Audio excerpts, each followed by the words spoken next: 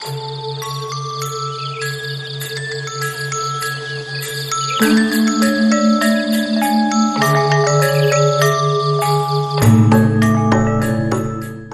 Benu dan tim Dompet Duafa adalah Desa Katongan, Ngelipar, Gunung Kidul, Yogyakarta yang berjarak 45 km dari pusat kota Yogyakarta. Kurang lebih 1,5 jam berkendara menggunakan mobil roda 4. Jalan yang berliku dengan akses yang cukup baik, namun masih ada juga jalanan yang terjal, menambah kesan perjalanan Benu. Apalagi saat melewati sungai. Kalau hujan deras, jembatan ini nggak bisa dilewati loh food lover. Serem tapi seru ya. Benu sudah mempunyai janji dengan Mr. Jarwo, gitaris band Naif yang bakal ikut Grebek Kampung.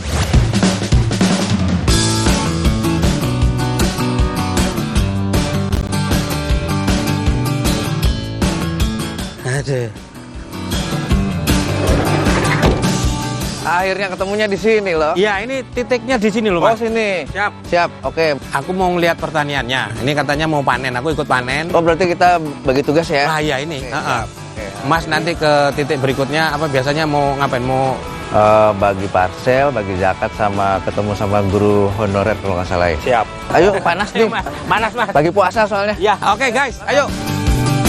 Sana ya. Ya. Assalamualaikum.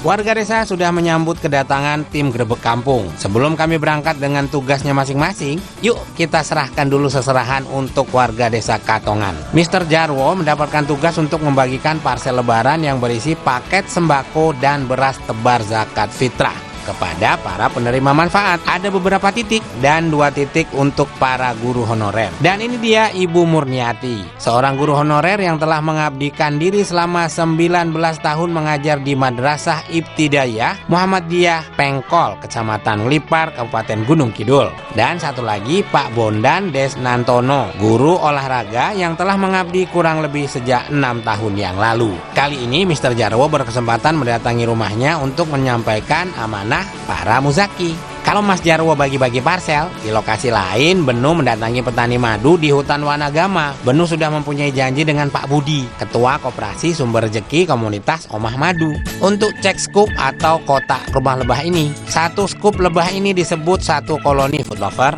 dan di dalam satu koloni terdapat 3 jenis lebah, yaitu lebah ratu, lebah pejantan, dan lebah pekerja. Jika musim hujan, terkadang tidak bisa memanen madu. Hasil madu di sini diberi nama madu masigama, yang artinya madu asli Wanagama. Harga per liternya mencapai Rp600.000. Madu asli food lover. Kita bawa buat kampung takjil saat berbuka nanti ya. Setelah dari hutan Wanagama, Benu mendatangi Kibar Tani Mandiri. Pak, kalau tulisan di depan itu kan ketersediaan pangan mandiri. Konsepnya kita memanfaatkan limbah dari rumah tangga untuk menanam dengan lahan yang sesempit pun yang tidak mungkin menjadi mungkin. Misalnya harusnya lahan padi itu di lahan yang luas, kita tanam pakai pot. Ini harapannya bisa memenuhi pangan satu rumah tangga, bukan masyarakat, satu rumah tangga. Jadi untuk karbohidratnya. Daruratnya ada makanan. Ya, tetap tersedia, tidak harus menunggu ekspor. Wah, hanya bermodalkan pekarangan saja, masyarakat di sini bisa mandiri ya food lover. Mau sayuran tinggal petik, mau lauknya tinggal ambil ayam atau ikan lele juga ada.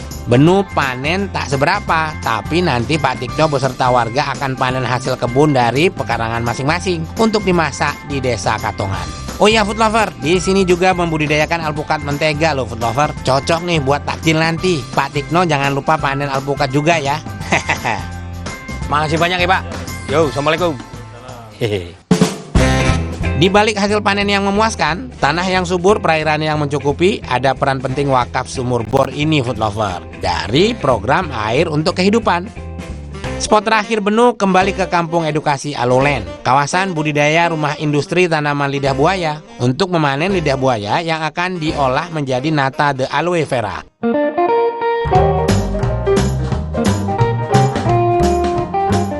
Jadi ini dari bibit kita tanam vegetatif kan ya, anak-anak tunas ya. Itu kurang lebih kita setelah tanam itu 12-15 bulan baru bisa dipanen. Lama ya? Lumayan. Tapi setelah itu nanti per 3 minggu sekali atau sebulan sekali kita bisa panen. Kenapa memilih aloe vera? Karena yang pertama dia mudah secara budayanya, nggak mengenal musim, panennya nggak mengenal waktu, pokoknya panen terus per 3 minggu sekali atau sebulan sekali. Oke lah, kita coba ini panen piye. Panen ya, oke. Ini kalau panen yang pertama tadi umurnya ya, kita pilih daun yang paling bawah, kita lukai sedikit, lalu kita putar ke sini. Seperti ini cara panennya. Oh, mantap ya. Ya.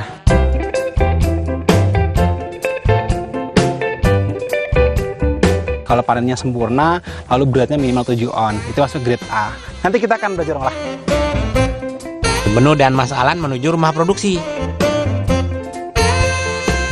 Ini jadi yang tadi kan kita panen ada tanahnya tuh kotor.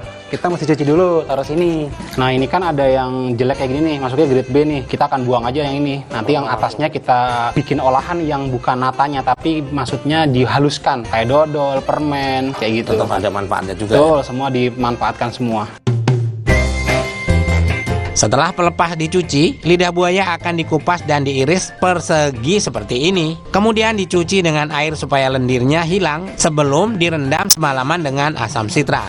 Lidah buaya yang telah direndam akan direbus sebelum akhirnya dicampur dengan air sirup. Tahap terakhir adalah pengemasan. Kali ini ibu-ibu sedang mengemas nata de aloe vera dalam kemasan kecil. Ambil daging lidah buayanya dan ditambahkan air sirupnya sebelum ditutup dengan sealer. Gimana? Ikut kegiatan Benu dapat ilmu baru kan? Setelah ini, perangkaian gerbek kampung Ramadan 1445 Hijriah masih akan berlanjut. Jangan kemana-mana, tetap di Cerita Rasa.